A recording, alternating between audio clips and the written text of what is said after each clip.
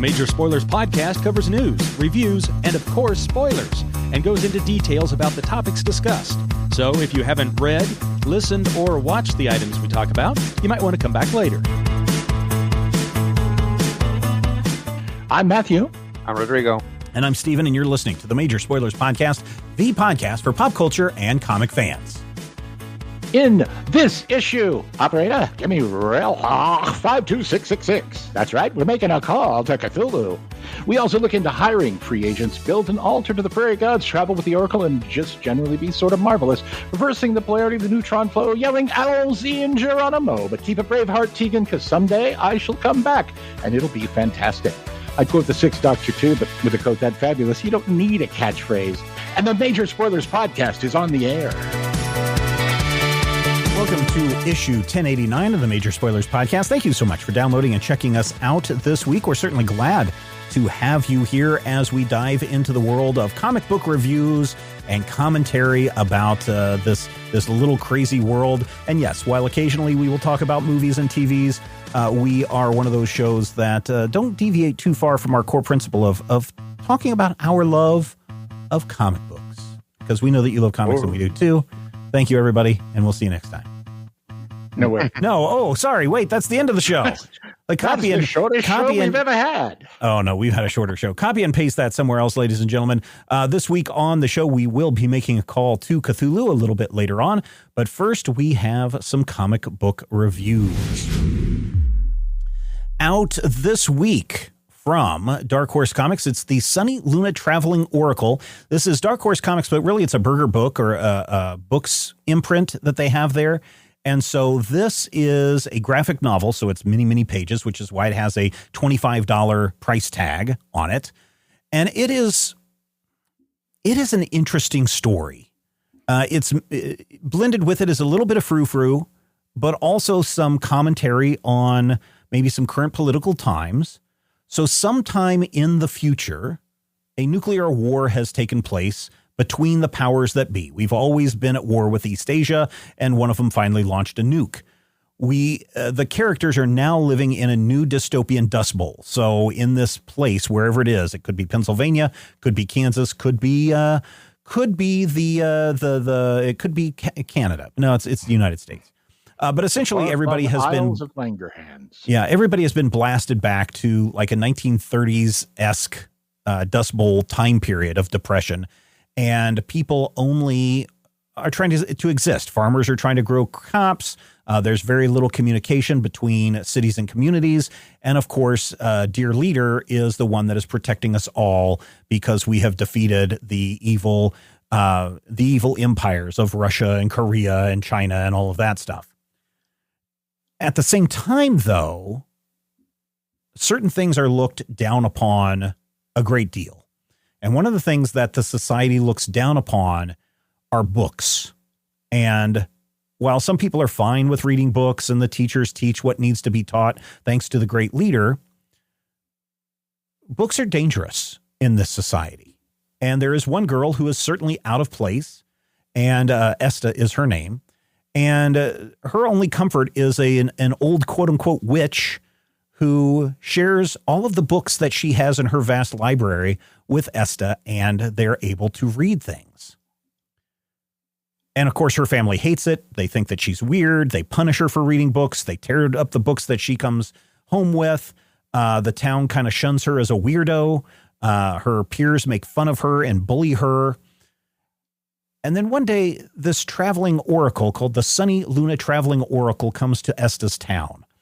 And they have essentially what you would have a Depression era, carnival act coming to town, telling the stories of what happened before the downfall and how the great leader is protecting us. And they've got gizmos and devices that really aren't necessary to understand in this book, except that it may be a form of magic. It may be the form of a motion picture show. It may be a hologram, whatever it is. But people just love this stuff. But we also find out that the Sunny Luna Traveling Oracle is really looking for a person, the witch, who has all these books, because her books are the most dangerous books. And these two are secretly working for Dear Leader. And Esta discovers this. And then it goes into some places. And after I read this, I was like, okay, this is really some frou-frou, wackadoo kind of theories. But if you go out and look into what the core of what makes these books magical, there is some science behind it. Now, certainly it doesn't go as far as what this book is trying to profess in how books can literally save the environment, because environmental issues are kind of a big talking point in this book. But certainly in that knowledge that can be shared via books can save us. And so there is kind of a message in here. It tends to be a little bit more environmental than look at those controllers who are trying to keep us all dumb because when we're dumb, it's easier to control us kind of thing. It has bits of that, but it's more of an environmental message. The art by Sam Beck is really, really kind of cool. I kind of dig it. It has a little bit of maybe proto John Byrne in it. It has a little bit, I think, of at times Mike Mignola mixed in with it. I think it's a really pretty book. It is all in muted tones, except when Esta goes inside of books and everything turns into color. So it's a little bit of Wizard of Oz that way. And you're like, wait, she goes into books? Oh yeah, that's part of the story and the magic of reading, right? I can do anything when I pick up a book. Reading rainbow. Yeah, exactly. I was not overly happy with how the book ended. I mean, it definitely has an end, but it was not the ending I was expecting, nor is it the ending that I necessarily wanted. It feels like there needs to be another book, but I'm not sure. I think this is just a one and done kind of graphic novel, and I'm okay with that. I like this as a graphic novel of 100 and some pages more than if this had been serialized. So I think that's a good idea from Berger Books and Dark Horse to do that. But yeah, it's an interesting book to read. If you are definitely in that community of go woke, go broke, this is definitely not a book that you will enjoy. But if you are someone that likes these kind of fantasy stories of we are the creators of our own demise, but we are also the people who can solve our own problems kind of person, you might get a big kick out of the Sunny Luna Traveling Oracle. It's out this week, $25. I'm giving it 3.5 slices of meatloaf. There is a link in the show notes if you want to go and pick this up yourself. I don't know what you guys think about books that it's titled an eco-noir graphic thriller. Interesting. That sounds kind of fascinating because, we talked a couple of weeks ago about how when I think to myself, I don't necessarily have a visualization or an ongoing dialogue. When I'm reading a book, I do have an ongoing dialogue in some cases. Mm-hmm. And I will actually, I'll sometimes have arguments with the people in the books in the ongoing dialogue, which do those people talk back to you? There's medication for that. That's what I was going to suggest. That just from your description, I think I'm going to have to dig this up and read it because this sounds like it might be. Yeah, it was really kind of cool. I dig the art. Like I said, it's very fascinating. If you've ever seen the HBO series Carnival, it has those kind of vibes to it. I've seen Robot Carnival. No, this is very different. So yeah, you might get a kick out of that. Rodrigo, it's part Fahrenheit 451 and part Station 11. Yeah, that makes sense. A total of 462. Yeah. Which you divide by 3 and you get the number 23. Oh. Matthew, what's going on in Free Agents number 2 from our friend Kurt Busiek, Fabian Nicieza, and Stephen Mooney over there at Image Comics? Well done. Perfect pronunciation of 2 of the more difficult names in 90s comics. Busiek and Nicieza. Mooney and Image Comics. Yes, thank you. I've practiced all week. Imache. Actually, Imache sounds better. I don't know. Anyway, Free Agents number 1 came out roughly a month ago, and I have been trying to review Free Agents number 2 for a couple of weeks. However, I discovered today doesn't come out for about another week. So I'm a little bit ahead of the game, but here's the deal. Once upon a time, there were these interdimensional space soldiers, see, and they lost their commander. And he was thrown into an alternate dimension. They landed on Earth. They gave up their warrior ways. They went undercover, and they're just kind of hanging out. At the, and well, actually in the middle of the previous issue, their commander, Barrage, has come back from the breach in reality. And Barrage is very unhappy to find that the members of the free agents, whose names are, and I'm going to say this in a way that does not use my scary 90s image voice, Salvo, Qatari, Maraud, Shakti, Pike, Chalice, and Ridge, attorneys at law, are now forced to deal with the fact that their by-the-book hyper-military commander is back, and they're trying to have normal lives on Earth, and they don't want to be part of his war anymore. So, conceptually, I'm down, totally down with this. This particular issue has Barrage, and Salvo, who has been the team commander de facto since Barrage's death. By the way, Barrage and Salvo are roughly equivalent. They're kind of synonyms for one another, depending on how they're used. That may be important because foreshadowing is your key to quality literature. But in this issue, Barrage insists that the whole team go on what should be a simple mission, to the point where he is literally telepathically torturing one of his agents to force her to come back. And she is literally undercover in college, in school. Everybody thinks she's having some sort of seizure. They're calling 911, and he's literally just trying to get her to break cover and come back and follow his commands.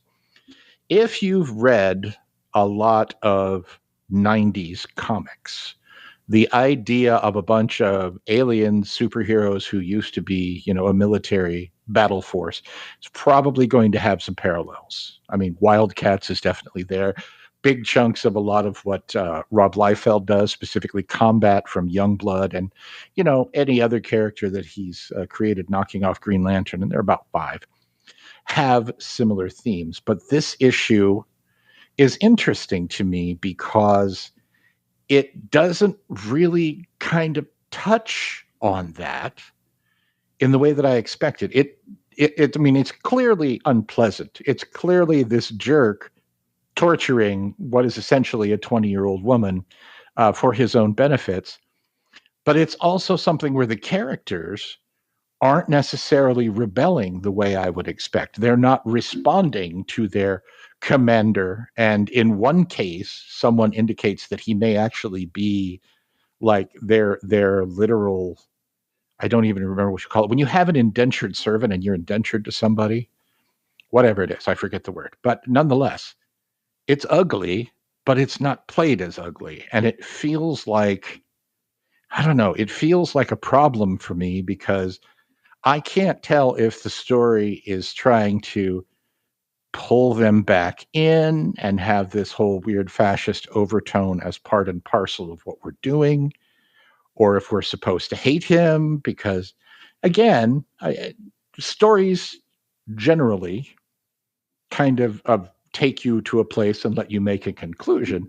This one doesn't really get me to the place where I can make my conclusion, and that's kind of troubling. I do like the fact that I don't know if you guys have been paying attention, but Image is sort of building their shared universe back up again. So yeah, they've been doing that with the Spawn stuff. What's that one series that's got like Spawn and Savage Dragon and everybody makes all these guest appearances? Is that Philadelphia? No, that's not Philadelphia. I don't even remember. I know that the Spawn stuff is all over because there's like Spawn has several spinoffs right now, and one of them is called The Scorched. But yeah, I know Ingrid's been reviewing a couple of books that feature all these crossovers. Yeah. So, like Local Man, and the ones that I'm reading, Local Man and Blood Squad 7, are both set in a world where these stories happen. Blood Squad 7 specifically is, don't call it Youngblood because we legally don't own Youngblood, but it's Youngblood, you guys. And Free Agents kind of ties into that because we do see not just Radiant Black of the new Image universe, but also Kurt Busiek's Superstar from 1997. If you remember Superstar, well done. Don't forget to take your aspirin because your back will hurt like heck in the morning if you don't. But here's the thing about it. I love a Fabian Nicieza story. I love a Kurt Busiek story. And the art of Stephen Mooney is really, really good. I would say that though this is sort of kind of a superhero story, I'd rather see Mooney doing straight up science fiction. I would love to see him doing something in like a Star Wars vein, even a Star Trek vein. I'm not familiar with any work that Mooney has done before this. And if I have bumped into it, point it out to me. Just throw it at Stephen and he'll yell at me later. But I will say this.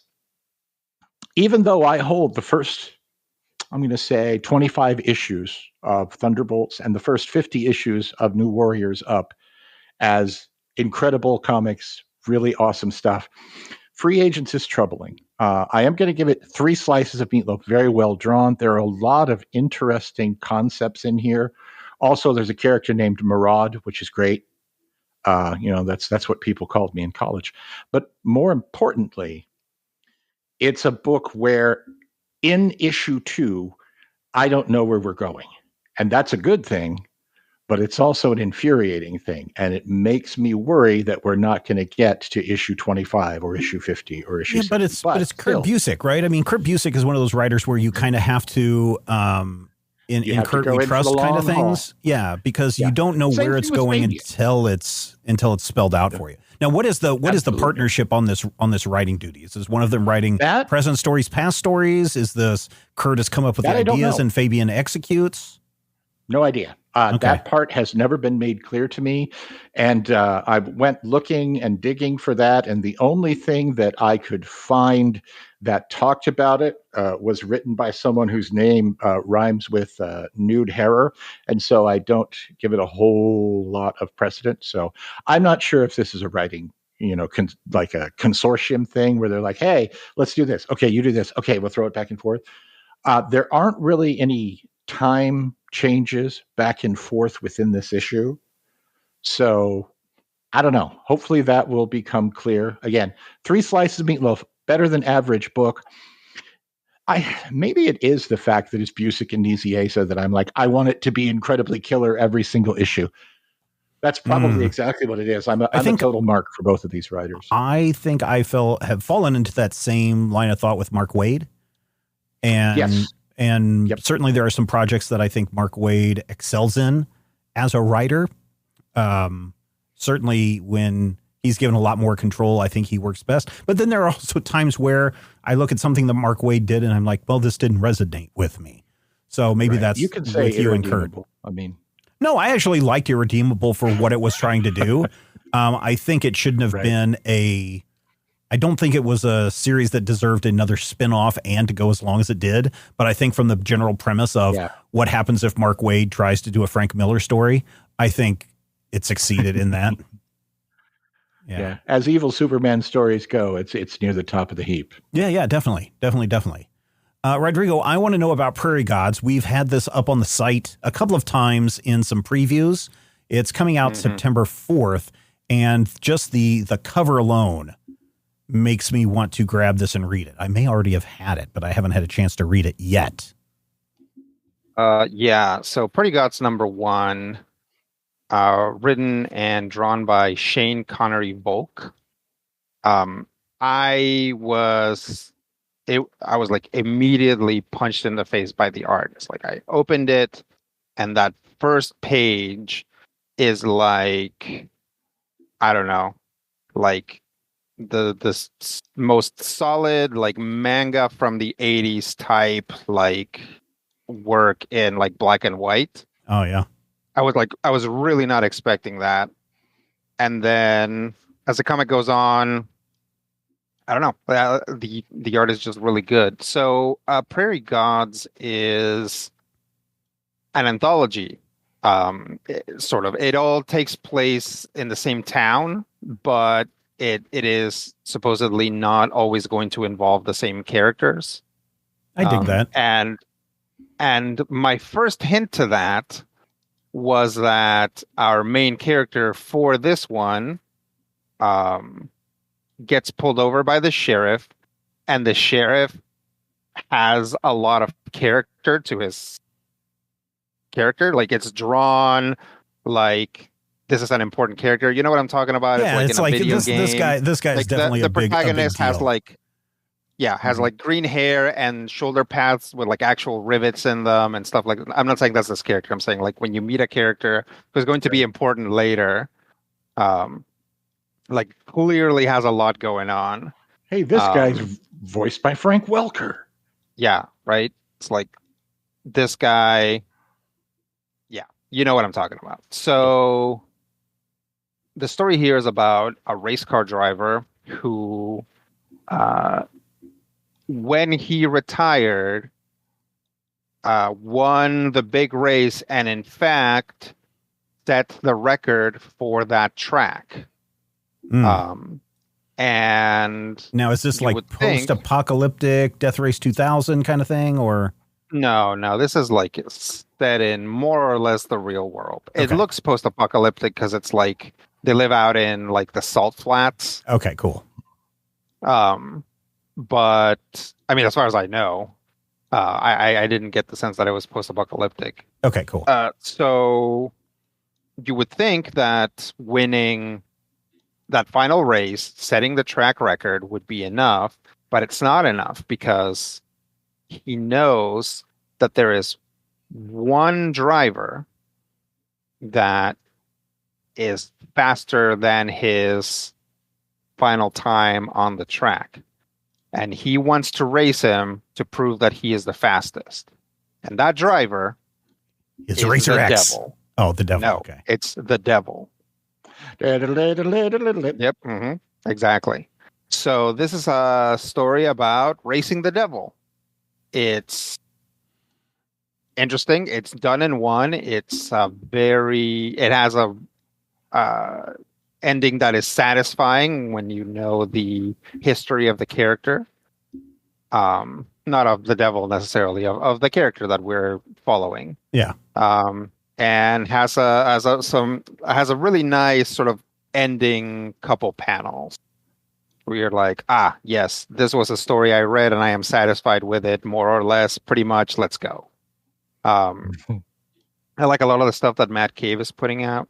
And also, as you guys know, I like anthologies a lot. Mm-hmm. So this book is really up my alley. I really enjoyed it. The art is very good. I'm going to give it 4.5 out of 5 slices of meatloaf. Okay. I think if you can, you should check it out, and hopefully it'll get you primed for issue 2, which I think has already been solicited. So you can go to your comic book store and put both on your pull list. There you go. So you like anthologies. Do you like shared world anthologies? I think they're mostly good.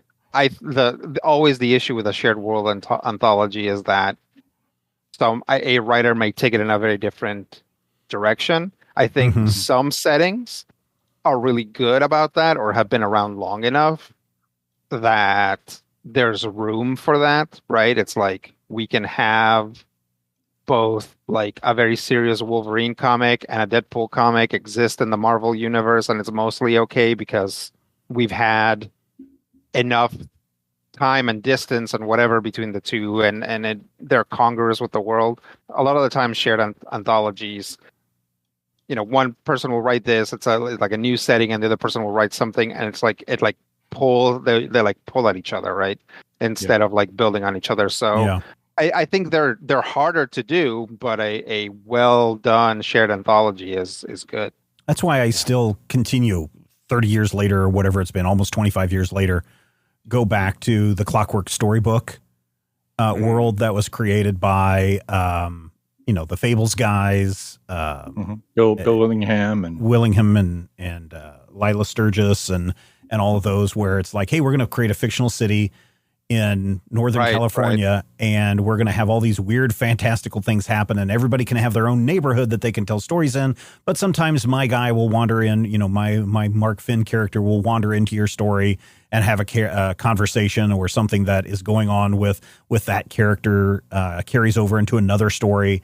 I kind of dig that, where it feels like it's a living, breathing world I get where you're coming from with the comic books, DC universe, Marvel universe. I mean, technically those are a shared world anthology, but they're its own separate book. Whereas what you're talking about with Prairie Gods sounds like these are going to take place in the same city with the similar characters, and everybody's going to tell a story within that universe. In the same publication too. Yeah. And I dig shared world anthologies. I like those a lot when they're done well, like you said. Yeah. When you get to the point where it's like the George R.R. Martin Wild Cards novels, where you get to the end where you've had 5 people creating it and then 2 people's narratives take over everything. And it kind of feels like, man, I really wanted to know more about this guy over here. Well, that guy's no longer a part of this because now we're all on this, it's all interstellar fighty. Well, and that is something that can happen, especially when a group falls apart. I don't know specifically if that happened with Clockwork Storybook that I can talk about publicly or whatever, but that can happen where people are just like, no, I'm leaving. What are we going to do with your stuff? Oh, no, I own all that stuff because that's how. And that's why I was going to say about the Image comics from earlier, Matthew, where you're like, oh, it seems like Image is building a shared universe again. Oh, man, in a world where you have everything is creator owned, you really run the risk of the whole Angela situation all over again. The Image universe has had no fewer than 6 limited series specifically designed to explain, hey, what happened to these guys, this universe, Yeah, because all it takes is somebody getting upset and saying, well, I'm taking my Void Saga, well, not Void Saga because that's Skybound, but I'm taking my Radiant Black home and you guys can't use them again in any of your publications. So, or it's like, DC gave me $15 million for Gen 13, so they're no longer part of your stuff. Oh, that's a problem. Yeah. By the way, I think Void Saga is us. What do you mean? Like, no, no, they have a thing called, what is it called? The Void something. Void Rivals. That's what it is. Void Rivals. Oh, okay. Yeah, I was confused. I'm like, we don't, what? Yeah, no, Void Rivals. I want to really read Void Rivals. It is basically the thing that has kicked off the Energon universe or Energon universe, the thing that brought Transformers, G.I. Joe, and all that stuff over to Skybound. And I really want to read into that because the first issue is now in its 10th printing. I think it comes out September 11th is the 10th printing of Void Rivals. So, yeah, it's a big deal. It is bigger than I think they thought. And I used to think that Robert Kirkman I didn't agree with his idea of, I'm just going to launch something and not tell anybody about it and just let it show up in the comic book stores. Because that's what he did with Void Rivals. That's what he did with the end of The Walking Dead. That's essentially what he did with Invincible, where he doesn't play anything up. And it's just like you show up to the comic book store and say, what? This is the last issue of The Walking Dead? Or wait a minute, this is Transformers? And surprising you. And I from the hype business aspect of it, it doesn't seem like a good ploy because then you run the risk of not selling enough to continue the series. But on the other hand, if it goes viral, then you end up with Void Rivals, which is now in its 10th printing as of September 11th. So, well, and I actually appreciate Bob's argument, which was, when I was reading comics in 1987, we never knew any of this stuff. There was no previews, and we could go and be. He's a guy that didn't read the back of his comic books where it said, "Hey, next issue, this is going to happen." Right, but you could be surprised, or at least to an extent, he felt you could be surprised, and I get that. I mean, was I annoyed at the end of The Walking Dead? Yes, but also I get what he's going for. He's trying to get us to the point, where we feel the excitement that he felt in 1986 or 1992, to be honest, because the man read a lot of crap. That's all I'm saying. And under certain circumstances, it actually works for publicity without having to spend a lot on publicity, right? Yeah, it took a while.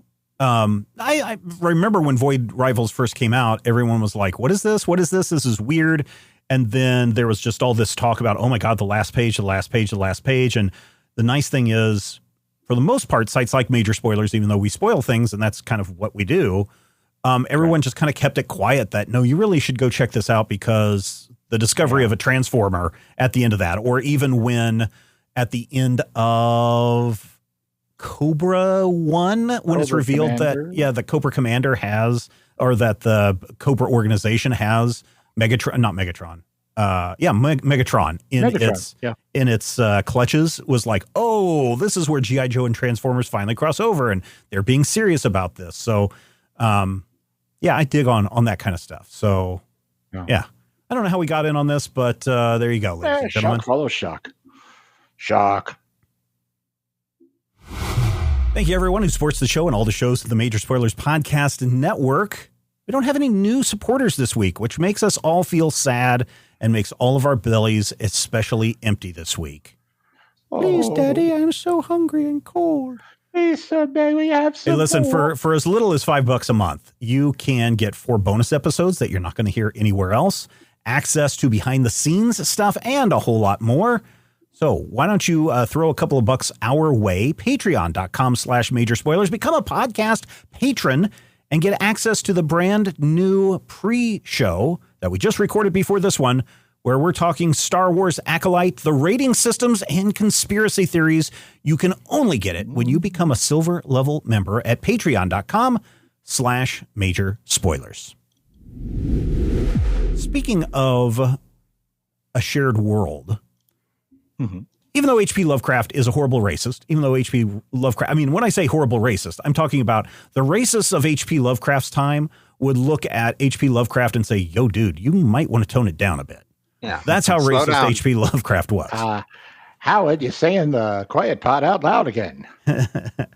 One of the things, though, that I really dig about H.P. Lovecraft was that he was more than willing to let other people use his ideas and his things and build upon them. Of course, he was also stealing ideas from other people as well, whether that be concepts like the King in Yellow, which is not a Lovecraft thing, but became part of that. But, you know, if not Arthur Conan Doyle, but Conan the Barbarian writer, Robert E. Howard, those two were best friends and would write back and forth, and sometimes they would share ideas back and forth with one another and say, oh, can I use this idea of the Necronomicon? And Lovecraft would say, sure, go ahead. I don't care. And so he started to build up, like, I would say he's one of the very early, whether he knows it or not, and he would probably be against it today because capitalism. But he also died poor and penniless because he didn't know how to promote his stuff. I think H.P. Lovecraft would be a very big proponent of Creative Commons, which allows us to, you know, talk about these things, create derivative works from these things. And in the case of Norm Conyu, gives them ability to kind of look at all of the Cthulhu mythos as created by H.P. Lovecraft and create a book of a poem, which... Is it the beginning of a rap battle, Rodrigo? Is it a slapback on H.P. Lovecraft? Is it the crank phone call in the middle of the night? What is a Call to Cthulhu? A Call to Cthulhu is, an illustrated poem about, I guess, being scared of the Cthulhu mythos.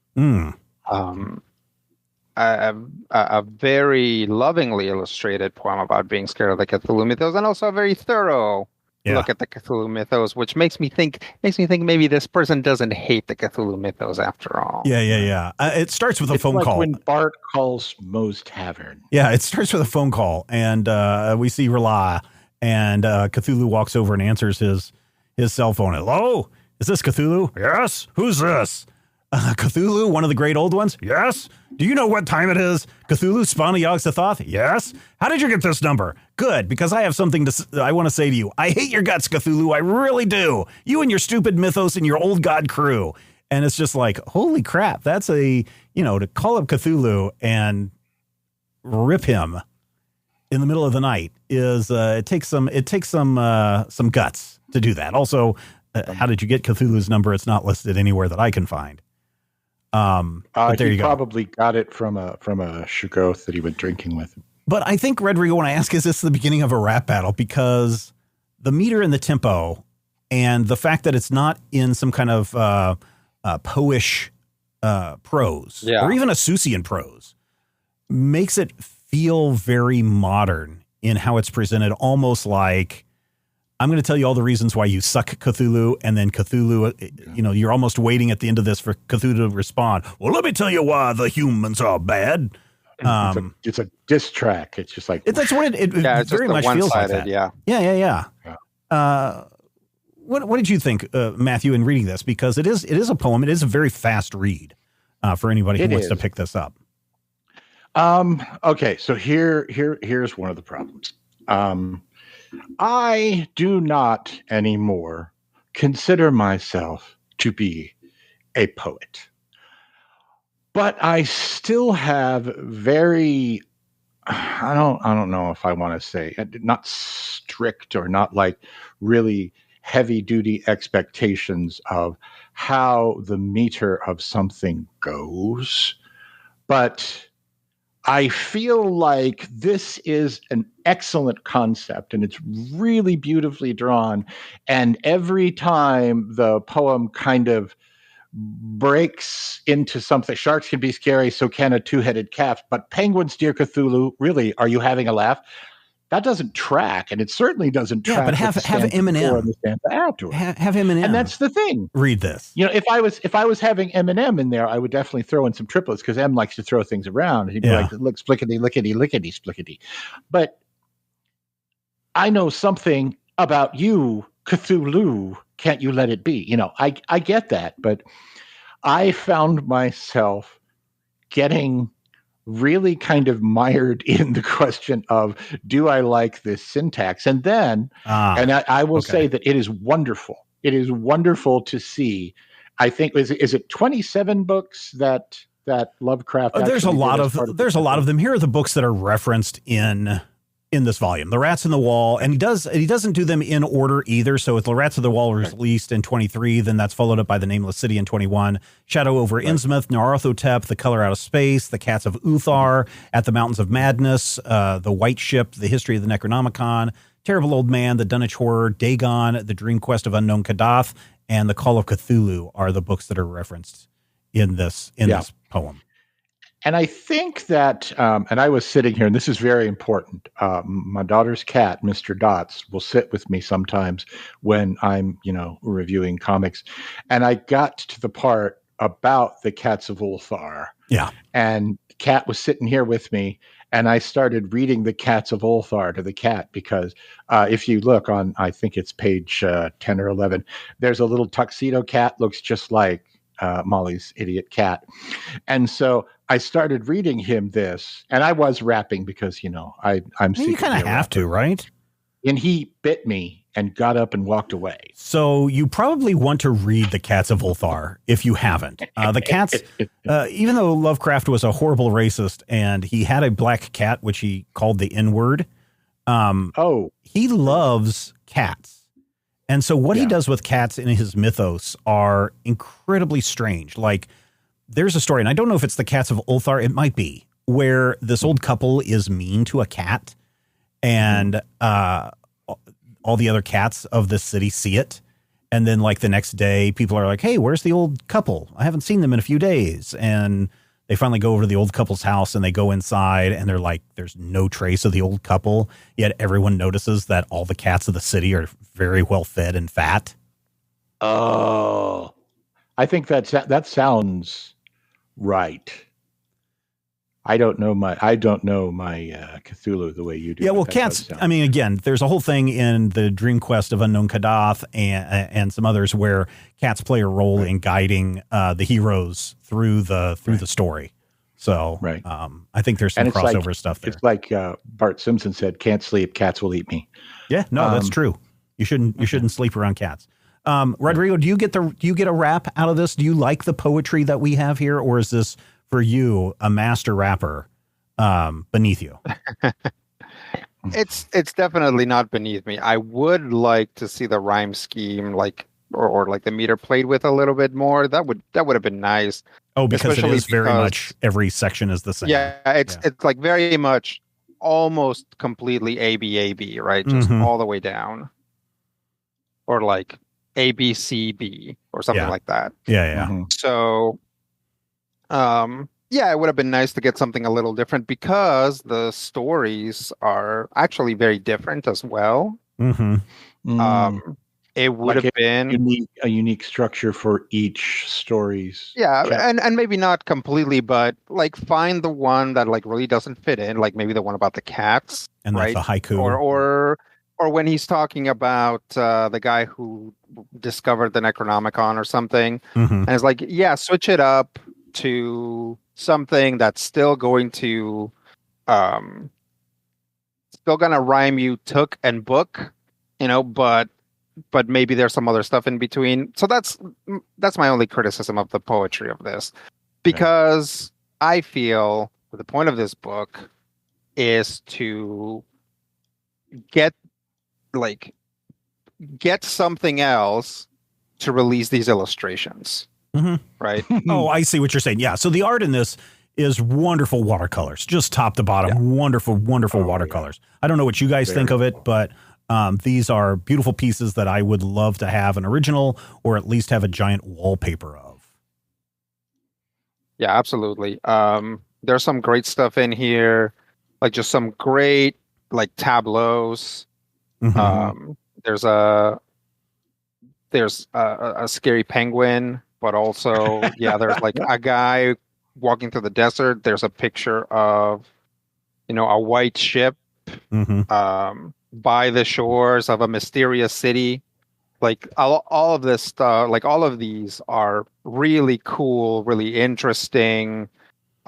It's nice because it has this like artistic sort of artistic legitimacy to it because it's so well done, but also it's about the Lovecraft mythos, right? So if you wanted it's like, as it turns out, because of the way that watercolors can interact with paper if you allow them to, suddenly a meteor that produces a color that has never been seen before can be imagined or represented on a page, right? Yeah. Yes. It's like one way to do it where you're like, okay, so all these colors are mixing in, they're interacting with the grain of the paper, they're making weird shapes. It's like, I can't put on the page a color that has never been seen before, but I can, through the power of like mechanical ability, allude to it, right? Produce this piece that makes you think that maybe that is what you're seeing. Yeah. And the one that always sticks with me, the Mountains of Madness picture where you see that plane coming down, and the terrible old man, that tableau where you see the man and he's got that sickly yellow light, and then his car. Just that illustration of that car where I'm like, okay, I've seen this car 1,000 times, but it's like the cartoon embodiment of every 1920s Model A Roadster or whatever it is. You look at that and I'm just like, that is such a perfect image that, I feel bad noticing that the poem that goes with it kind of falls apart in the third stanza. And I'm just like, no. But it's also something where, you look at that and you can be like, oh, yeah, this is sort of a precursor to your Christines. This is a precursor to 150 stories that we've all read. And so by, giving this diss track to Cthulhu and how he sucks, it also kind of reminds us that this terrible, horrible, racist jackwagon created some stuff that really resonates, and and that's 100 years later still resonates. Yeah, that's what I was going to get to, because for a long time, probably until really the explosion of the current version of the internet, probably about 2010, a year or so after Major Spoilers got started. I think that's when, even though people kind of know that Lovecraft was racist, I mean, there was an award, a literary award, which uses his picture or uses his visage as the statue that you win. And then it was a big deal when a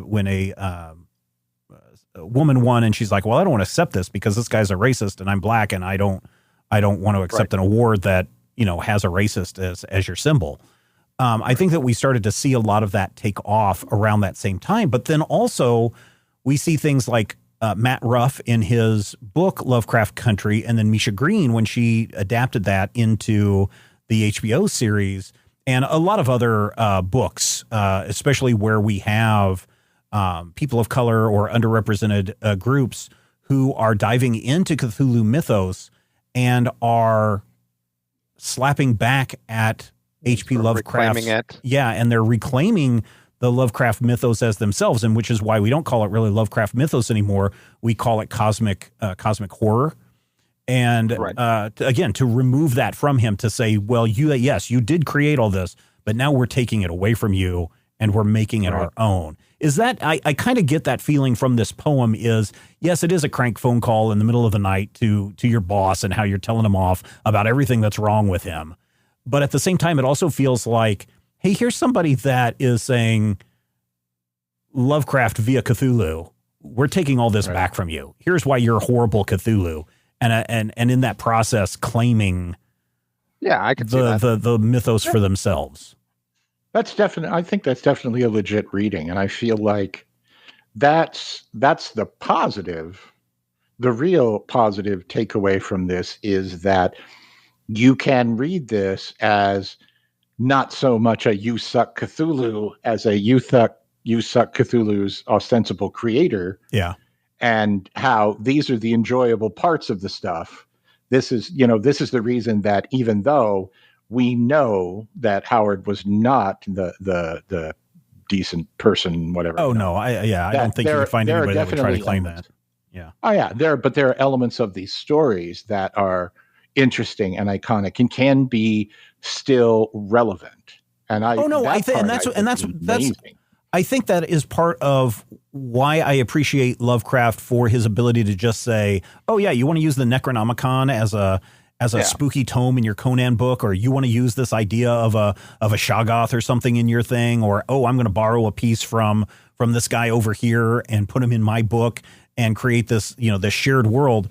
It does feel like that we are free to use this stuff however we want, whether that be a podcast called Critical Hit, where we're punching Nazis and Cthulhu monsters in the face, or whether we are trying to create something like Norm Connew has done here, and just basically telling Lovecraft to stick it. Yeah. The way I see it generally, and why I feel that people using Lovecraft's mythos and the Cthulhu mythos is mostly good, is because a big part of dealing with authors and creators who are racist or misogynist or homophobic or whatever is sort of like the material condition of it, right? If you go out and buy a copy of Ender's Game right now, or Harry Potter, you're putting money directly into J.K. Rowling's pocket, who then turns around and uses that money to harass trans people, right? Right. So H.P. Lovecraft is dead, and he did not leave, as far as I know, any sort of organization for the advancement of people of color. He has no heirs. He died penniless. He died, from malnutrition and starvation and stuff. So it's perfectly fine to then take that stuff and jam with it, because first off, nobody's getting paid, right? Right. Nobody at the very top is getting paid for the IP. Right. And it gives you this opportunity to have a black story in the Call of Cthulhu. I didn't watch the entirety of Lovecraft Country, but the most tense moment of the part that I did see was them talking about curfews, right? Like, what is it? Like sundown towns? Sundown towns, yeah. Sundown towns, yeah. It was harrowing. And later on, a Shoggoth shows up, and it's somehow not as scary as and that's the threat of we need to get out of this town before sundown. That's what Matt Ruff and both Misha Green, I think Misha Green pulled it off better in the TV show adaptation. But the whole thing about Lovecraft Country is you have a black character who loves reading Lovecraft and loves reading sci-fi, until his uncle had to point out to him, hey, this guy's a racist, but you can still enjoy this stuff. Is that the racism inside of, or the horrors inside of a Lovecraft story are nothing compared to the racism that Black people had to face during Jim Crow eras and before, and even today. Right. Right. And then as far as sundown towns, I'm looking really quick. I want to say that you lived in a sundown town, Rodrigo. I'm not surprised. I know Hayes was a sundown town. Ellis, Frontenac, Scranton, Stockton. I'm trying to see if Russell is included in that. So I don't see Russell listed in that. The only surprising thing about Russell maybe being a sundown town, or places in Kansas being a sundown town, is that in Kansas specifically, there was at some point a switch. Yeah. Right? It's like Kansas, when it was like completely run by people holding onto their rosaries and or whatever the Protestant equivalent is, was guns. Right? It's like people from Kansas went into Missouri to fight people from Missouri about Jim Brown slavery, abolitionists. right? Yeah. At some point, Kansas flipped on that. Yeah. And became an extremely conservative and, unfortunately pretty racist place. Yeah. Structurally, I've lived in Kansas. I met a lot of Kansans. They're nice.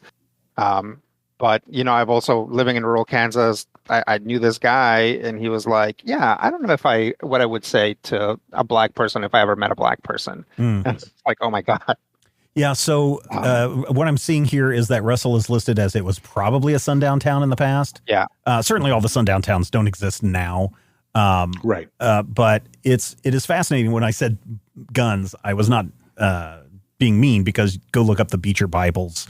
That's how they smuggled guns into Kansas. What I was thinking. Yeah. But I would encourage people, especially people if you are on the coasts and you're part of that, and I put in quotes, big quotes, coastal elites. I would encourage you to read a book called What Happened to Kansas? I've mentioned this book, or I'm sorry, What's the Matter with Kansas? It is by Thomas Frank. It is a fascinating book that talks about how Kansas went from a very liberal blue peoples to flipping over to right-wing populist ideologies. Nut jobbery. I don't want to say nut jobbery, but it's really fascinating how just in a belief system, how quickly a belief system can change when people are confronted with this new idea or confronted with change or whatever it is. So Thomas Frank, this is a good book. I would highly encourage people to read it. There's also an audiobook, which I think is only a couple of hours. I think it's a shortened version of a Rolling Stone article that he wrote. And I would encourage everybody to go check it out. Not to just kind of understand, Kansas, but to understand why do people vote against their own best interests. Yeah. Why do people vote this way, and how easy is it for a group of people, regardless of where those people are, to go from one ideology to another seemingly overnight? And again, up until probably 1950 something, Kansas was a kind of a very blue state. But then, it just flips. So go check that out. And go check out, in my opinion, the Call to Cthulhu, not a Call of Cthulhu, because that is the Lovecraft book, but Call to Cthulhu. It is out from Titan Press or Titan Comics. I don't know what the current price is, but we have a link in the show notes for people to go check it out if they want to pick it up. Matthew, what are your final thoughts on A Call to Cthulhu? I appreciate a big swing, a creative big swing. And while this particular swing didn't necessarily hit the mark for me, I would say it's at least worth checking out for pretty much anybody, because it does successfully convey a lot of useful information to kind of process the Lovecraftian mythos in a modern way. And, worst case scenario, it's somebody having fun with some poetry and some old stories and some really gorgeous, gorgeous art. Rodrigo, final thoughts from you. So I believe we were sent this digitally by the publisher. I really want to see the physical version of this, and I think if you come across it, you should pick it up, because if it's anything like the digital version looks fantastic. Right. I'm sure the physical version looks excellent. So if you like Call of Cthulhu at all, I think this is kind of a must-have, if nothing else, to throw on your coffee table and talk to people about it. When they visit you, assuming that people still visit each other. I have no idea. It's I'm a hermit. Yeah, no, I What get do it. people do? I don't know. Yeah, they get on the internet and yell. All right, everybody, thank you so much. That wraps it up for this issue. Thank you for listening.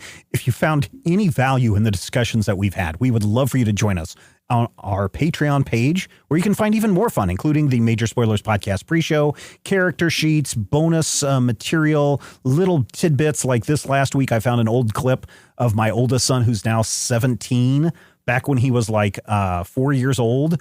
And I had him doing a Conan the Barbarian line, what's best in life. And I had him just scream out, crush your enemies and all that. Just threw that up there for free for people to go check that out. You can go find more of that kind of stuff over at patreon.com/major spoilers. So until next week, when it is a general discussion episode, remember, we know that you love comics and we do too. And we will talk with you soon. If I had the X-ray vision of a Superman, I could save a few bucks and stand around and read through the covers of the comics on the stand. But although every other page would be backwards, I suppose I could still read the evens and the odds. Well, I don't know. Guess I haven't thought this all the way through. Plus, as soon as the comic book store guy knew, he kicked my butt out on the corner. What a major spoiler. What a major spoiler. Think about a better way. If I was hulking green or gray, I could just bust through that brick wall, take their comic books away. But then the little meat would deal with all the tanks and bombs and guns. Have you ever tried to read a series with all that going on? Guess I need to rethink this plan. How would I bag and board my comics with such huge hands? Guess I already told ya. What a major spoiler. What a major spoiler. Yeah. What a major spoiler. What a major spoiler. If I was Stark Raven, rich like a man of iron, might not be surprised to find that I might actually have the heart cold to follow an entire storyline. Would I really even need to read up on all those escapades? I mean, who needs such distractions when your sister's such a babe? But the downside is such a beast, being shot up in a fun, be in the Middle East with a gang sign throwing soldier. What a major spoiler. What a major spoiler. Yeah. What a major spoiler. Whoa. What a major spoiler. This podcast is copyright 2024 by Major Spoilers Entertainment, LLC.